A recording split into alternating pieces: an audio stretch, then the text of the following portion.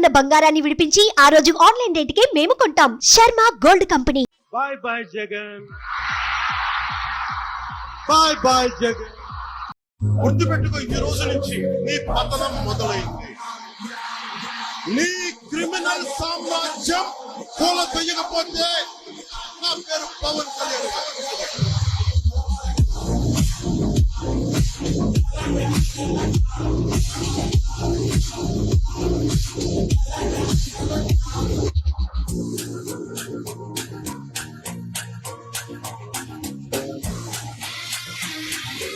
Trends చూస్తే, ఫలితాలు చూస్తే మొత్తం ఏపీలో వన్ సైడ్ గా ల్యాండ్ స్లైడ్ విక్టరీ మనకి చాలా స్పష్టంగా కనిపిస్తోంది.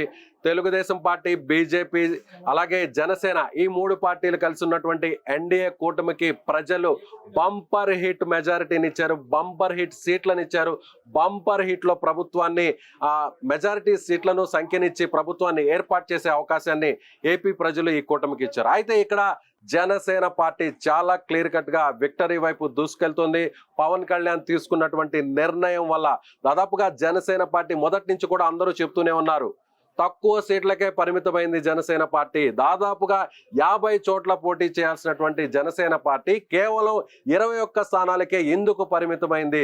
దాదాపుగా 7 నుంచి 8 స్థానాల్లో లోక్సభ స్థానాల్లో పోటీ చేయాల్సినటువంటి జనసేన పార్టీ కేవలం 2 స్థానాలనే ఎందుకు తీసుకుంది అంటూ కూడా అనేక మంది రాజకీయ విశ్లేషకులు, అనేక మంది పొలిటికల్ సర్కిల్స్ లో ఉన్నటువంటి నాయకులందరూ కూడా విమర్శలు గుప్పిస్తూ వచ్చారు. వాటికి సమాధానమే ఇప్పుడు కనిపిస్తున్నటువంటి ఈ రిజల్ట్స్. ఎందుకంటే పవన్ కళ్యాణ్ మొదటి నుంచి ఒకే ఒక్క మాట చెప్తున్నారు, తక్కువ సీట్లలో పోటీ చేసినా ఖచ్చితంగా 100కు 100% గెలవాలి, 95% సీట్లను మనం సాధించాలి. అప్పుడే జనసేన పార్టీకి ఉన్నటువంటి బలం ఏంటో రాజకీయ వర్గాల్లో మనం చూపించగలుగుతామని పవన్ కళ్యాణ్ మొదటి నుంచి చెప్పారు.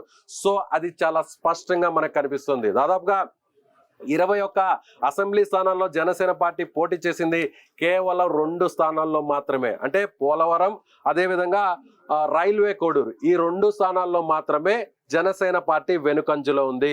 మిగిలినటువంటి 19 స్థానాలు మనం ఒకసారి చూస్తే, పిఠాపురంలో పవన్ కళ్యాణ్ దాదాపుగా 30,000, 40,000 పైచిలకు మెజారిటీతో ఆయన ఆధిక్యతను కొనసాగిస్తున్నారు. పవన్ కళ్యాణ్ సంబంధించినటువంటి ఆ పార్టీ నాయకులు చెప్తున్నట్టుగా 1,00,000 మెజారిటీకి రీచ్ అవుతారా లేదా అనేటువంటి విషయాన్ని పక్కన పెడితే ఖచ్చితంగా 50,000 మెజారిటీ మార్కును క్రాస్ చేస్తారని మాత్రం ఈ ట్రెండ్స్ చూస్తే, ఈ రిజల్ట్స్ చూస్తే మాత్రం మనం చెప్పవచ్చు. మరొక వైపు మిగిలినటువంటి స్థానాలను మనం ఒకసారి పరిశీలిస్తే, నర్సాపురంలో బొమ్మిడి నాయకర్ గెలవబోతున్నారు. అదేవిధంగా నిడదవోల్లో కందుల దుర్గేష్, ఆయన కూడా సీనియర్ నాయకులు, ఆయన కూడా చాలా స్పష్టమైనటువంటి ఆధిక్యతతో దూసుకుపోతున్నారు. కాకినాడ రూరల్ ఆ పార్టీకి సంబంధించినటువంటి కీలక నాయకుడు పంతం నానాజీ కూడా చాలా స్పష్టమైనటువంటి మెజారిటీతో ఆయన ముందుకు వెళ్తున్నటువంటి పరిస్థితి. ఇక తెనాలిలో జనసేన పార్టీకి సంబంధించినటువంటి నెంబర్ 2 లీడర్ గా ఉన్నటువంటి, కీలకమైనటువంటి నాయకుడిగా ఉన్నటువంటి, పొలిటికల్ అఫైర్స్ కమిటీ చైర్మన్ గా ఉన్నటువంటి, ఎవరైతే మొదటి నుంచి కూడా పవన్ కళ్యాణ్ కి అండగా నిలిచినటువంటి నాయకుడు ఎవరైతే ఉన్నారో నాదెండ్ల మనోహర్, ఆయన కూడా చాలా స్పష్టమైనటువంటి మెజారిటీతో దూసుకు వెళ్తున్నటువంటి పరిస్థితి. ఇక తాడేపల్లిగూడెంలో బొలిశెట్టి శ్రీనివాస్, అవనిగడ్డలో మండలి బుద్ధప్రసాద్, పి గన్నవరంలో గిడ్డి సత్యనారాయణ, నెల్లిమర్లలో లోకం మాధవి. నెల్లిమర్లలో కాస్త టఫ్ ఫైట్ నడుస్తుంది. ఇక్కడ అటు వైసీపీకి అలాగే జనసేన పార్టీకి మధ్య హోరాహోరీ పోటీ నడుస్తుంది. అయినా కూడా అక్కడ జనసేన పార్టీ లీడ్ లోకి వచ్చినటువంటి పరిస్థితి చాలా స్పష్టంగా కనిపిస్తున్నటువంటి సిచ్యువేషన్ అక్కడ ఉంది. ఇక అనకాపల్లిలో చాలా సీనియర్ నాయకుడుగా ఉన్నటువంటి కొనతాల రామకృష్ణ, ఆయన రీసెంట్ గా పార్టీలో చేరారు. సో ఖచ్చితంగా ఈయన కూడా ఒక క్యాబినెట్ లో బెర్త్ గ్యారంటీ అనేటువంటి మాట అనిపిస్తుంది. సో ఆయన కూడా చాలా స్పష్టమైనటువంటి ఆధిక్యతలో దూసుకువెళ్తున్నటువంటి పరిస్థితి. ఇక రాజానగరంలో బత్తులో బలరామకృష్ణ, ఆయన చాలా స్పష్టంగా లీడ్ లో ఉన్నారు. పెందుర్తిలో పంచకర్ల రమేష్, వైసీపీ నుంచి రీసెంట్ గా వచ్చినటువంటి నాయకుడు. ఈయన ఒక్కసారిగా అంటే వైసీపీ నుంచి వలసలు ప్రారంభమైంది జనసేన పార్టీలోకి అంటే ఈయనతోనే స్టార్ట్ అయిందని మనం ఖచ్చితంగా చెప్పాల్సినటువంటి పరిస్థితి. యలమంచిలో ఆ పార్టీకి సంబంధించినటువంటి నాయకులు పార్టీకి సంబంధించినటువంటి వాయిస్ ను మీడియాలో కావచ్చు, సోషల్ మీడియాలో కావచ్చు చాలా బలంగా వినిపించేటువంటి ఎవరైతే సుందరపు విజయ్ కుమార్, ఆయన కూడా లీడ్ లో ఉన్నారు. అలాగే రాజోలులో వరప్రసాద్, రాజోలు మనం ప్రత్యేకంగా చెప్పాల్సినటువంటి పని లేదు.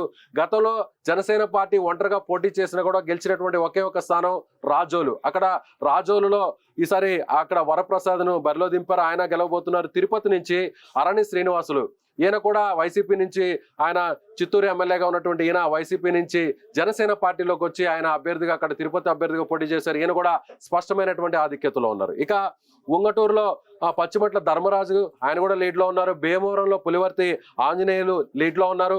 విశాఖ సౌత్ లో కూడా ఈయన కూడా వైసీపీ నుంచి వచ్చినటువంటి వంశీకృష్ణ యాదవ్ ఆయన కూడా లీడ్ లో కనిపిస్తారు. ఇక పాలకొండలో కూడా జనసేన పార్టీ లీడ్ లో ఉంది. ఇక మిగిలినటువంటి 2 స్థానాలు పోటీ చేసినటువంటి లోక్సభ స్థానాల్లో 2 స్థానాల్లో మచిలీపట్నానికి సంబంధించి బాలశౌరి ఈయన కూడా వైసీపీ ఎంపీగా ఆయన సిట్టింగ్ ఎంపీగా ఉన్నారు. ఆయన కూడా వైసీపీ నుంచి జనసేన పార్టీలోకి రీసెంట్ గా వచ్చారు. సో ఆయన కూడా చాలా స్పష్టమైనటువంటి లీడ్ లో కొనసాగుతున్నటువంటి పరిస్థితి. ఇక అనకాపల్లి కూడా మనం చాలా కీలకమైనటువంటి నియోజకవర్గంగా మనం చెప్పాలి.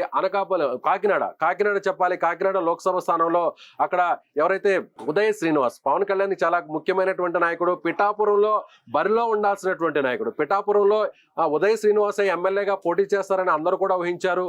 సో చివరకు పవన్ కళ్యాణ్ పిఠాపురంకి ఆయన మారాల్సినటువంటి పరిస్థితి వచ్చింది. గాజువాక భీమవరంలో కాకుండా ఈసారి పిఠాపురంలోనే పోటీ చేయాలని అక్కడ ఉన్నటువంటి క్యాడర్ అంతా కూడా గట్టిగా డిమాండ్ చేయడంతో, పార్టీ నాయకత్వంతో కూడా అక్కడే పోటీ చేయాలనేటువంటి ఆలోచన చేయడంతో సో ఆయన స్థానాన్ని పవన్ కళ్యాణ్కి ఇవ్వడంతో పవన్ కళ్యాణ్ సో ఉదయ్ శ్రీనివాస్ని కాకినాడ ఎంపీగా బరిలోకి దిప్పినటువంటి పరిస్థితి. సో ఉదయ్ శ్రీనివాస్ కూడా ఆయన చాలా స్పష్టమైనటువంటి మెజారిటీతో దూసుకు వెళ్తున్నటువంటి పరిస్థితి. సో ఓవరాల్ గా చూసే జనసేన పార్టీ తక్కువ స్థానాల్లో పోటీ చేసింది అని చెప్తున్నటువంటి ఎవరైతే విమర్శలు చేసేటువంటి రాజకీయ ప్రముఖులు, రాజకీయ పార్టీ నాయకులు, విశ్లేషకులు, అలాగే తనను వ్యతిరేకిస్తున్నటువంటి వారందరికీ కూడా ఈ రిజల్ట్ తోనే పవన్ కళ్యాణ్ సమాధానం చెప్పారని చెప్పాలి.